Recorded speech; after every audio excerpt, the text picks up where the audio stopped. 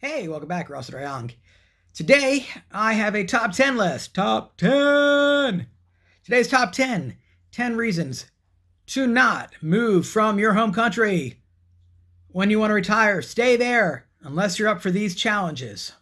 Number 1! If you don't speak the language in the country that you want to move to, and you don't have a partner who speaks that language, you will struggle. You will find it difficult. You will find it difficult to using your Google Translator on your phone to ask for anything until you learn that language. So if you're planning to move to a country that does not speak your language, try to learn it as quickly as possible, at least some common phrases. Learn things like, where's the bathroom? How to say thank you. How to say, you're welcome, please. Things that are polite. Your numbers.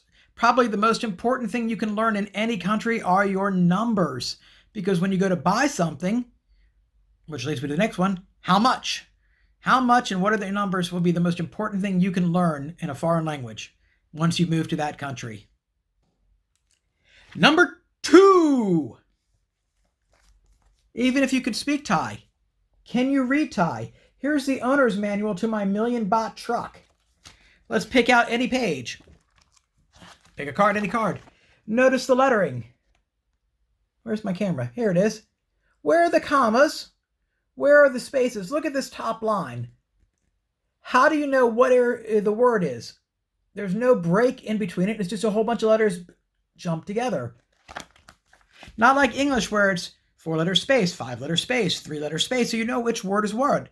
And we have periods, we have commas, we have quotation marks. This kind of writing is the same if you were reading Farsi, if you were reading things in Kampuchean, or from Cambodia, or from Burma, or any other country that does not use Latin-based letters. Learning to read Thai is probably even more difficult than speaking Thai. Did you know that there are over 50 different letters in the Thai alphabet? And some of them aren't used anymore? Can be a challenge. Number 3. Learning to drive in a foreign country. Everybody has their own rules of driving, whether you're in the United States where we drive on the right-hand side of the road, or in Europe you drive on the left, or here in Thailand we drive on the left. And other countries it's the left or the right. But that's only one part of it. Learning how people drive here is even more of a challenge. In this area of Thailand and in other parts of the world where it's expensive to put in street lights, they just have 4 corners. How do you know when you're supposed to go? Well, usually the biggest vehicle or the one who goes first is the one who goes in there. Sometimes it'll be the slowest vehicle and you'll get so frustrated. Or you'll see just a big truck just be the last one in the intersection and still pull out right away.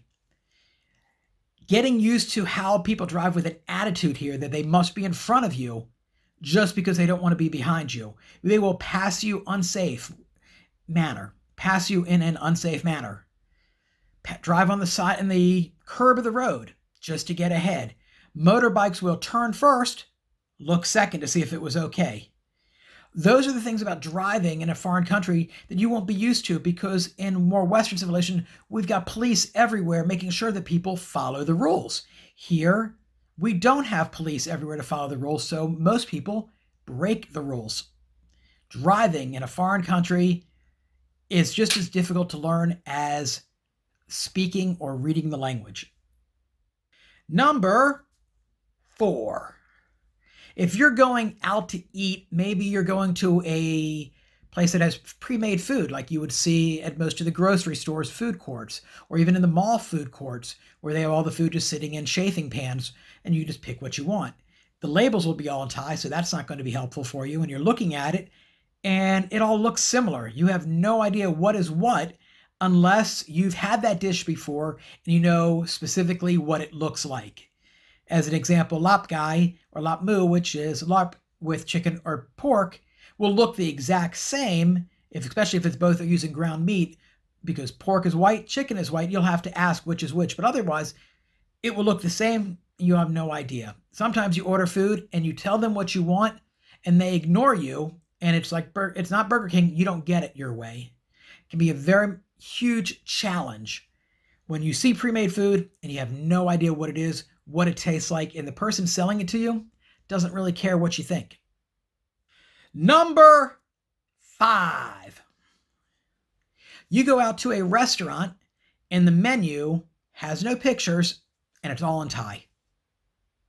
And the waiter or waitress or proper server hands you the menu and then stands at the table waiting for you to order. Just standing there, not giving you time to process the menu, try to figure out what's on it. And you're just staring at it with all Thai letters, trying to figure out, what am I going to order? And then you just decide, well, what Thai food do I like? And let's hope that they have that. And then they'll make that for you. Otherwise, you're pretty much screwed. You might as well just go to another restaurant. Or the other type of restaurant where they hand you the menu and then just walk away. And on the table is a pad of paper and a pencil. And you're supposed to just write down what you want. It's great if you've got that Thai partner who can read and write and speak Thai fluently and can translate for you what you need. But otherwise, you might as well just get up, walk out, and find another restaurant to eat in. Even if the food looks amazing and you've heard great reviews about it, it's not worth it for you because you won't get what you want. You'll get what they give you. Number 6. Going out to the mall to go shopping. Because the malls, these corridors are very full. Inside the stores can be very empty and salespeople are overzealous, I guess is the best way of putting it. You start looking at something, they literally will run across the floor to stand 3 to 5 feet away from you, maybe a little bit more, maybe like 6 feet, and just watching you every move. Like if you had a question, they're right there to answer it. You may just want to look through to see if something catches your eye. You're not really shopping to buy, you're just shopping to window shop. They're there assuming you're ready to buy right now and want to answer the questions, which makes for a very uncomfortable situation. And you just want to look. You don't have any questions. You know exactly what you're looking at. Oh yeah, these are shirts. I know what shirts are. I know how to put a shirt on. I don't need help with that. And the price tag's on them. So unless I'm really interested to haggle about the price, I'll do that at the counter when I go to pay. Why are you hovering over me like I'm a shoplifter?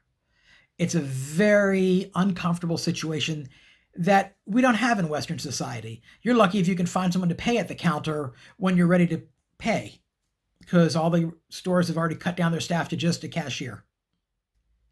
Number 7. Haggling over prices. If you come from a country where the price tag is the price, it's easy. You say, oh, that's $9.99. I'm going to go pay $9.99. Here, they don't always have prices on them. They have these coded stickers that the staff all know what the price is, and they will come up with a number that's way more than you should be paying for it. And if you don't know, you just pay it, and they just, kind of chuckle like, I got best of you. Or if you know how to haggle, you can get maybe half or even 60, 70% of whatever they're asking for. It's literally, you have to know how to haggle on prices, which coming from countries that we don't, will be a challenge. And you will always feel in the beginning that you didn't haggle well enough and you just got ripped off, especially when you see the next person paid 100 baht less than you did for the same item. I look at it as a stupidity tax. Because you didn't know, you pay more. Thus, the stupidity tax. Number 8. If you drink alcohol and it's the middle of the afternoon, you're here, you don't work, you're retired, you are married, and again, you don't have a job, you hang out all day, maybe you just want to go grab a cold beer in the afternoon after cutting the grass.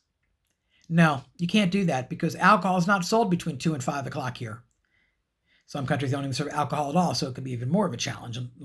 So know where you're moving to and find out those kind of laws, because some people like drinking beer. Some people like drinking wine or whiskey or bourbon or whatever it is.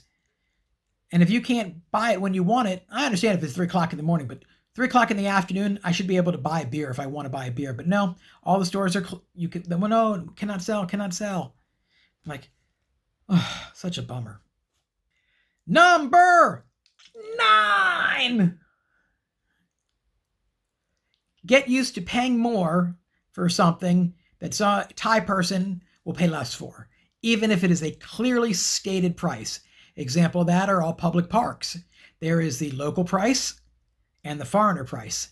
And even if you live here, you have a Thai driver's license, you've been here like I have almost 5 years, they still consider you a foreigner and you will still pay more. You go to the national park, some of them, depending on the park ranger, will let you pay the local price if you have your Thai partner with you to haggle with them. And they're like, okay, go ahead. But if you're going to like the islands, no, that is very set price. Some of the national parks, they'll let you get in. Again, it just depends on the park ranger and how many people you're with. So a couple weeks ago, I took the family to the waterfalls and we were all able to get the local price because there were so many of us. And they're like, okay, we're not going to charge this one foreigner 200 baht while everybody else is paying 20 baht. And that's how bad it can be, 10 times the price. So I got to pay 20 baht like everybody else did, which was yay for me. But get used to paying more for things. Even on public transit, if you're taking some of the trains to go from Bangkok to Chiang Mai or other parts, there's a foreigner price and a local price. Which, if they kept charging foreigners more for everything, I don't know how much longer foreigners will want to stay in a country. They always have to pay more than the locals do. Not very fair. Hey, don't move here if you don't like it. Number 10. 10. Credit cards. In Western society, we're used to paying with everything with a credit card. We don't really carry cash in our pockets anymore because it's convenient. It's easy. You just swipe and go, swipe and go. No coins in your pocket, not worrying if you have enough money in your pocket. Here, it's quite the opposite. Unless you're at a department store or in the mall, they don't take credit cards. They don't want to take credit cards in most places. In fact, the smaller shops, if they do take credit cards, will charge you a credit card fee of 3% to use it. So if the bill was 1,000 baht, you're going to pay 1,030 baht because they can. They just pass that, whatever the cost is for them to do credit cards, they're just passing it on to you. And in fact, most likely at 3%, they're charging you more because credit card fees are not 3%. They're about 2.5%, something I used to do in a former life. So I know those fees very well. So they're actually making money off of you swiping your card. So get used to that. And it's not really nice of them to do, but you don't like it? Don't move here or learn to pay in cash. Bonus one. I know this is the top 10, but here's number 11. If you're planning to move to a foreign country and you think, well, when I get there and I find a place I like, I'll just take out a loan from the bank to go buy the house or condo, or I see a car or truck I want to buy, I'll just get a loan. Wrong answer. You don't have credit in this country. You probably don't have a job in this country that's going to get you that loan because you're not here working. How can they guarantee you're going to pay them back? They can't, so you don't get a loan. So if you want to buy something, make sure you have the cash to pay for it. So when I bought my truck, here's 1,000,000 baht, carrying it in a paper bag because when we bought our car, we had enough cash just in my bag to pay cash. And the salespeople aren't used to that. They're kind of shocked when they see you throw 1,000,000 baht, just dump it out on the table. They're like, wow, because that's a lot of money. For Thai people to see 1,000,000 baht cash and just 10,000 baht stacks of 1,000 baht bills. See 10 of those. Like, wow, that's a lot of money. Or 100 of them. That's a lot of money. It's also really heavy, if you didn't know. 1,000,000 baht in cash fills up about a shoebox. That's it. Just about one shoebox for 1,000,000 baht. So those are the kind of things. If you don't want to deal with any of those things, stay in your country. Don't move out of it. Live that easy life where when you go out to eat, your revenue's easy to read. You know the prices. You drive, you know how it works. You pay with your credit cards, no problem. You get on the public transit, no problem. Stay there. But if you're up for the challenge and you want a different lifestyle, you want an easier, more laid back, less expensive, and just different scenery than you've seen before, by all means, get out, get up, and get going to your new country. This is Ross and Rayong, and those are my top 10 reasons to stay in your home country, plus one extra. Ross Rayong, if you like this video and want to watch more of them, like, subscribe, blah, blah, blah, blah, blah, hit the bell below. You know the deal.